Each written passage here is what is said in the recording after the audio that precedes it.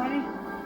I'm Master Gardener Bourgondien, and you are looking at a picture of the James Crocket of Brecks Garden.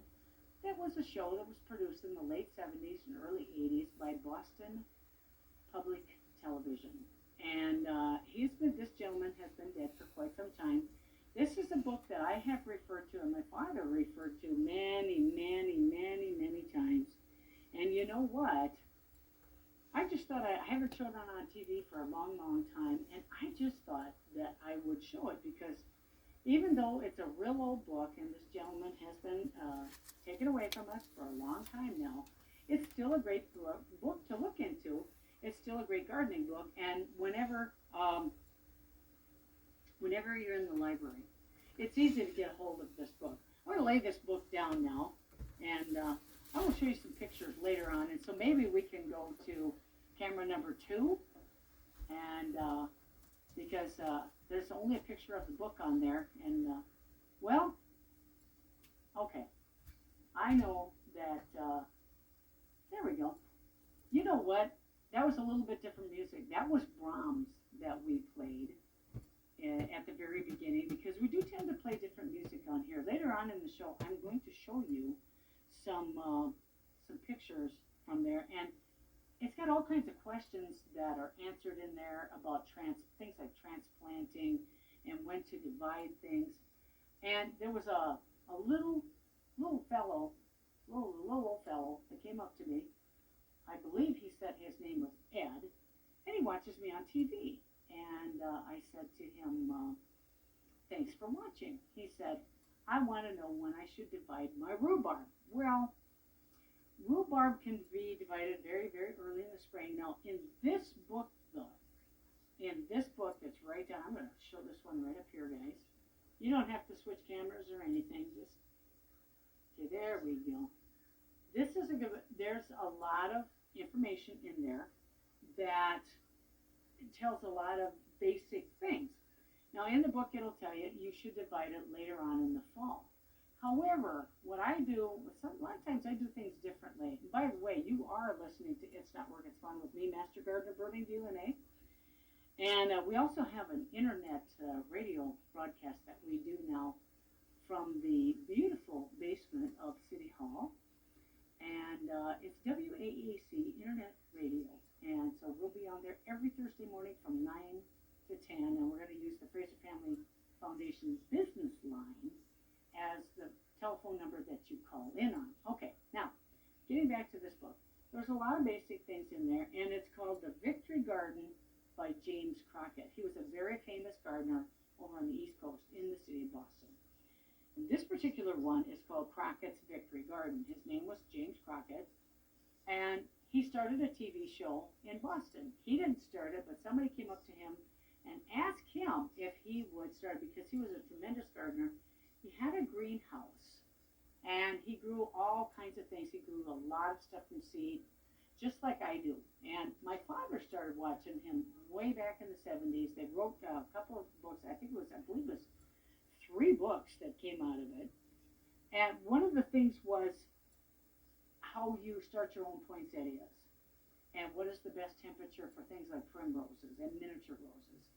I learned a lot by watching James Crocket on Crockett's Victory Garden, but I also learned a lot from my dad, who knew a lot before he ever heard of this man. Okay, now sadly to say, my dad and Mr. Crocket have been passed away for quite some time now.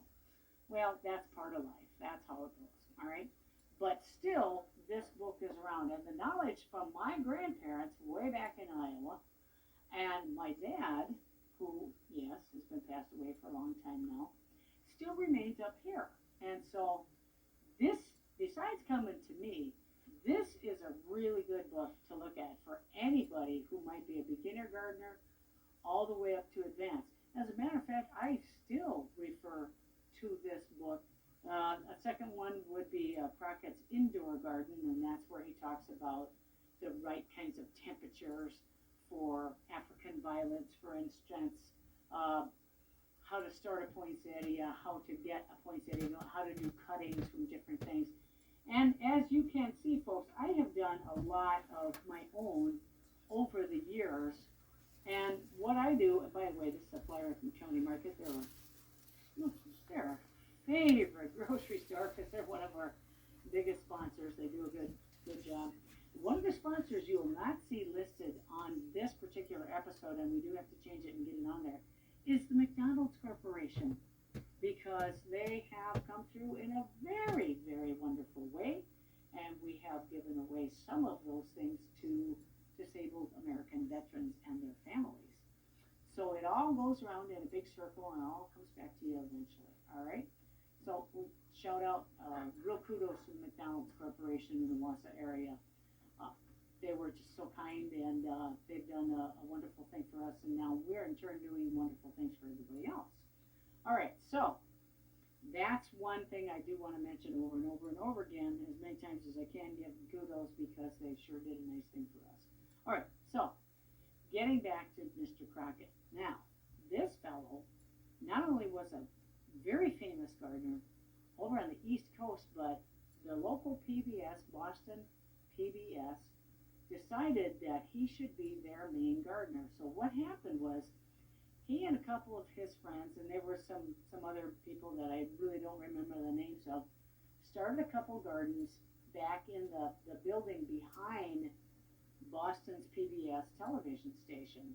And they took notice, and they noticed so well that they said, hey, let's put this guy on TV. And I'm going to hold up the book again, and you guys get a shot whenever you can. All right, so I'm going to let them do their jobs, and I'm going to do my job.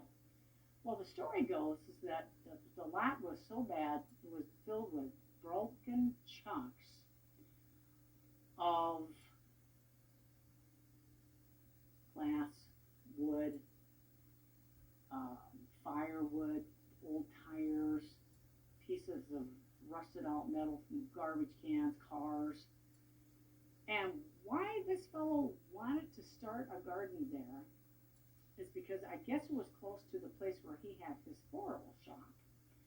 And so, anyway, they started to dig it up. They dug it up by hand. They started digging it by hand. Well, then they got some local high school students to help come dig it up.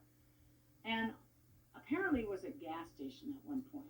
And so what they did was they made sure the tanks were dug. Well, the tanks were, and then it was empty. There was no building sitting there because everything prior to that had been bulldozed. It was just an empty lot, but it was cornered off by 3 buildings on 3 sides, and there was one side where you could go in, and the fence was terrible. It was torn down, but it was close to the PBS TV station in Boston. And this guy was very, very famous for growing all kinds of things and really having really great gardening advice. So they noticed one day, they took a camera shot of him and his friends working this particular space, because I think what he wanted to do was, yeah, he had a big garden at his home, but then he didn't have a big garden by his floral shop, so he wanted to probably, I'm certain, 99% sure, that he wanted to buy and sell his vegetables they started, but he had to have a place close to his shop to grow them, and he wanted to teach people how to grow the stuff. So they started digging it, and then the TV crew came out there and they said, let's put you on TV and let's help you get this garden in order. So they brought in bulldozers, and they brought in big, huge garden tillers, 7.5 horse, even up to 12 horse garden tillers. And they actually got all the stuff pulled out of there, and then they brought in, which is one of my favorite things to bring in, Canadian sphagnum peat moss. And of course, one of the things that I actually wanted to do was to write this fellow and to ask him a question. Well, they got so many people writing that they didn't answer all the questions, so my question never got answered. But I got the answer just by eventually watching his show. And I don't remember what it was. I think it was about radishes. Sometimes they get woody and sometimes they don't. Well, it has to do with the heat and bugs, and it's a couple of different answers that really apply. Well, anyway, so they finally got to the part where they put on a show, which is Crockett's Victory Garden. And then his daughter decided, hey, we should write a couple of books. So she went to the TV station, and they said, yeah, you know what, we'll help them write the book, we'll help them get it publicized, and if we could have part of the profits, which he agreed to right away because he got most of the profits, and then they got, some of the other stuff. Well, anyway, what happened was these books were bestsellers. And of course, people started buying at that time. They started buying VHS because DVD wasn't out there yet. And then the Victory Garden had to be taken over by somebody else because this fellow got sick and he actually died of liver cancer. So why he did, who knows? Nobody knows but God. Anyway, that's how the story of James Crocket began to be. And when he did his first TV show, his first half-hour show, he was so nervous. He couldn't stop shaking. And I myself, now anybody who knows me knows that I'm quite the character. And a lot, I'll tell them, if they already think it, fine, that's great, but I got a big mouth. And I will advertise myself. Well, when you're in business, that is what you have to do.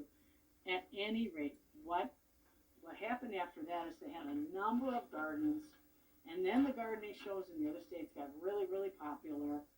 And this guy, he did eventually get really sick, and he went into hospice care, and he died. Well, they never had anybody like that afterwards, and all these other gardeners that came around, they just weren't quite as good as he was. This guy was knowledgeable beyond belief. And that's where I learned some of my stuff with, too.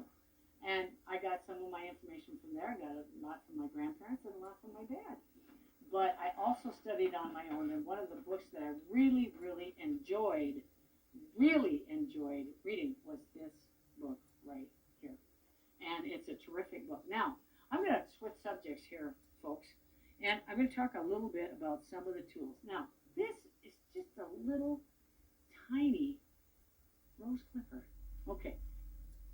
If you would, gentlemen, anytime you can get a nice picture of that. Okay. I can't really tell what's going on because I'm not behind the scenes. They are. At any rate, one of the things that you'll want to have is a really good quality hand clippers. This isn't good quality. It's just an El Cheapo, but it works. It works for clipping off dead-heading flowers, the ones that say, they die off, like a marigold, for instance. They die off, and then you go and you clip them off. They're sharp enough to do that, and they can easily be sharpened and kept sharpened. But you're going to want to have a really good handheld pair of clippers. Rose clippers would be best because they could cut through almost anything. This I keep because I use it a lot. I don't want to break out my great big expensive hand clippers, where I go like this, and I clip like this. So you can clip this way or this way, and they're curved for a reason so they catch the vine or the stem in there. And these are sharpened up every once in a while. They haven't been sharpened up, but they don't need to because they hold it pretty well. Get one, okay, these are cheapies, all right? And I do have the really good ones, the quality ones too. But get ones where it feels good in your hand. If it's in if they have them loose in a store, pick it up. Don't take the tag off, but pick it up. See if it fits your hand. Now, this doesn't fit my hand real well because it's kind of small for my hand, and I do have bigger hands anyway. But make sure that you can operate it properly. And for some of you younger or way older or even beginner gardeners, make sure it's not so heavy that you want to drop it after a while of clipping, Make sure it's oil. Make sure the screw, this little screw right here, make sure that, I'll put it right down here again. Make sure that that's a tough looking screw in there and that it's, it's not going to strip out, because if you do get cheaper ones, what happens is they will break. I've had this one for many, many years. I only paid about $2 from, I think I even got them from the garage sale, I think. I didn't pay very much for it, I know that. But I've had them for years, and I sharpen them up when I need to. But then when you really want to clip like something heavy duty, like a raspberry cane or say a rose, and I have beautiful by my yard all the time thinking, wow, I wish I had roses like that. Well, I work at it, you know. And I always got this one saying where I go, tricks so many trades, me lads and lassies, tricks so many trades. You have to know the tricks. But if you get a cheapie like this, okay, if you do get a cheapie like this, just use it on simple stuff like taking off a dead leaf. Say you got a Cellular plant, okay, house plant, and it is some of the, maybe the cat broke one of the branches. So you can, strong enough so you can snip it off, but you don't have to use your really expensive ones on everything. Say you're just clipping off a carnation head. Well, this is good enough for that, and you don't have to spend a lot of money. But then when you want to really clip a rose bush, make sure you got the good quality, almost expensive. You don't have to pay a lot of money, but if you pay a little bit more, it'll be okay. Because, and having more than one is always a good idea, because if you lose one, then you got the other one. Well, don't lose both of them. I've done that.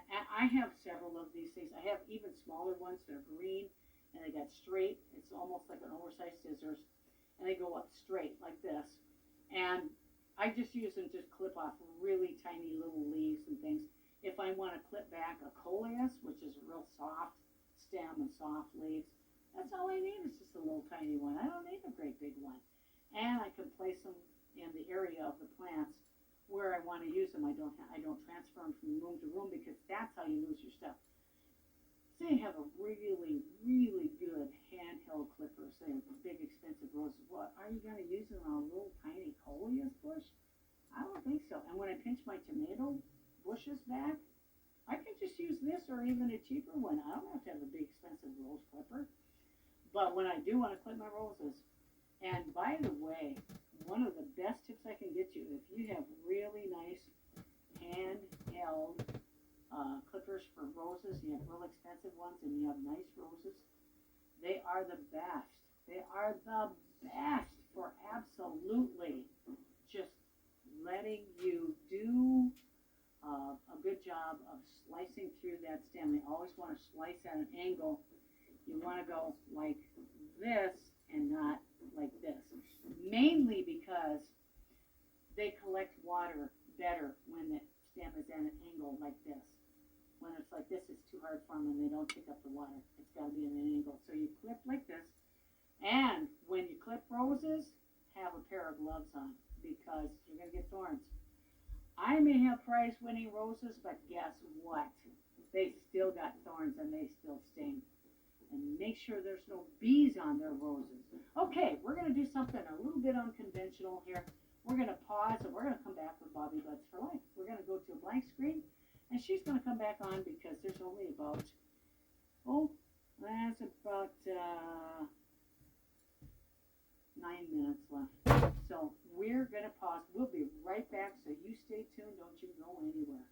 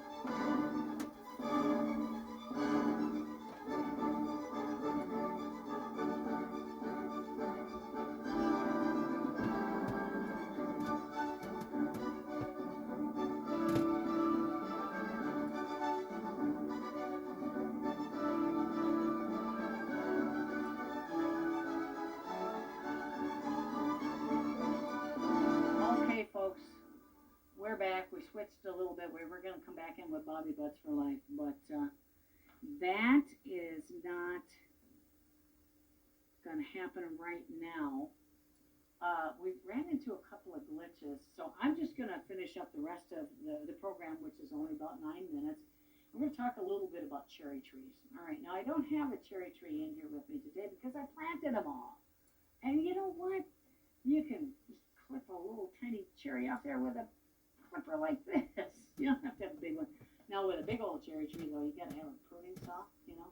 Well, anyway, one of the things that you can do if you decide that you want to go this route, buy a cherry tree, plant it out in your yard, make sure you cover it up because if you have prize winning roses like I do, you gotta cover them up. So what's the difference between covering up a prize winning rose and a cherry tree? Well, it's a little bit different. It's a little more work. Might have to, you know, you might do a little bit longer work, but you can cover it up. You can make it through. Now that's what I did with my cherry trees to help them make it through the winter. There was a little inclination that I had about covering up not only my roses with deeper soil, but my cherry trees as well. I thought, you know what? I'm just going to make sure that and I had no idea that this winter was going to be as bad as it was. I had a little bit of an inclination to do that, but it wasn't very strong, and it wasn't very much either. So I just decided to follow my gut and just cover up my stuff. Well, that did a world of good because I have cherries that I can harvest now, unless the bear gets them all. So I have my cherry trees went back, and there was only one rose bush I could not get to come back, and that was a beautiful rose bush too as well. However, I'll take about 30 of them coming back over losing one. And my prize winning roses, I have about 8 of those. And yes, I'm looking at the time, but at any rate, folks, it really doesn't matter what you do or what you plant, as long as you're having fun doing it. Don't spend a lot of money. You don't need to spend a lot of money. Don't go out and spend $50 on a cherry tree from wherever. Wait till the price comes down. And then a lot of people say, well, by that time they'll all be gone. Well, if I would have gone with that advice, I would have never gotten the stuff that I got. I've got so much stuff. I started with nothing. There was nothing but sand in my yard. It was not even one single blade of grass. Now I have a whole yard of grass.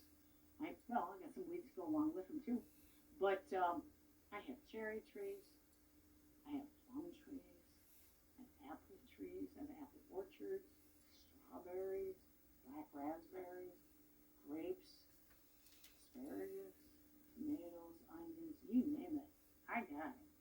And yeah, you know what? I even grew my own tulips from seed one time. I just wanted to see if I could do it. It's easier just to buy the tulips. I got a whole bed of tulips that I keep adding to because they do really well in that area. And as I've said many times before, if the area is too sandy, tulips sink. And you got to keep bringing them back up. The only way they keep reblooming and they're hardy enough and they're perennials is if they don't sink into the ground. If they sink, then it's too sandy for them.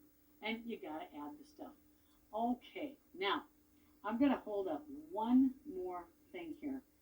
I've got to hold this. Now, this is, folks, this is fake. Don't anybody jump. Okay, that's a terrific shot. This is a bee. This is a typical African bee. This is a little plastic one, okay? So, here, I'm going to put him right downside there, alongside the clippers, right on top of Mr. Crockett's Victory Garden book. Now, the reason I'm talking about bees is because, and I got to get off the air real quick here, we're almost done with this half hour, is because my husband and I actually saw and took a picture of this particular bee. It was nothing like a bee I've ever seen before in my life, and it was, excuse me, it was right beside our front door in one of the hanging plants, one of the, not several hanging plants, but I've got a lot of boxed plants, if you know what I mean.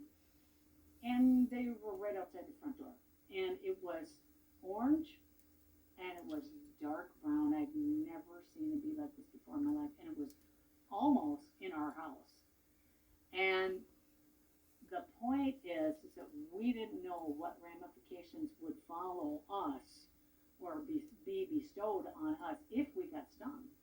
And so he tried to swat it, and I stopped him because if that thing stung him, we don't know what would have happened. We have never seen a bee like that before, and we're starting to see strange things like that happen year after year after year, like poisonous snakes coming to Wisconsin that were never there before. Somehow they learned to adapt. Well, I haven't seen the bee since, but it was huge, and let me tell you, folks, this little critter right here, if we can get a camera 2 here, this little critter right here, this was the size. He was this big. And let me tell you, you know what? I don't want to get stung by it. I don't have any idea what it's going to do to me. A bee sting, if it's really poisonous, might stop your heart. Could make you blind. Make you suffocate to death. We don't know. We didn't want to take the chance. All right. You have been watching another edition of It's Not Work, It's Fun with me, Master Gardener Lonay. And we have made a number of changes and gone through a number of things. And hopefully we'll be getting a real big studio real soon because we've been talking to some people. And there's a number of people, businesses, who are starting to realize what we can do for them. So if you want to contact the Fraser Family Foundation, it's really, really easy. Pick up a copy of Senior Review magazine. Here's one right here. I'm going to hold this right up here. Okay, Senior Review magazine. They're free. They're everywhere. And also, you can go to the website for Public Access TV, waac.pegcentral.com, and find all kinds of information, because now our TV programs are being aired all over the state of Wisconsin because we're hooked up with the entire network now. And it's really starting to show because people are coming up to me from many different areas and saying, hey, I watch you on Saturday mornings. And then, right after that, they watch Bobby Buds for Life, too. I'm Master Gardener Lonay. Until next time, be green, and remember, it's not work, it's fun. Bye-bye. Enjoy Brahms. That's the music that you're hearing, Symphony No. 2. Bye-bye.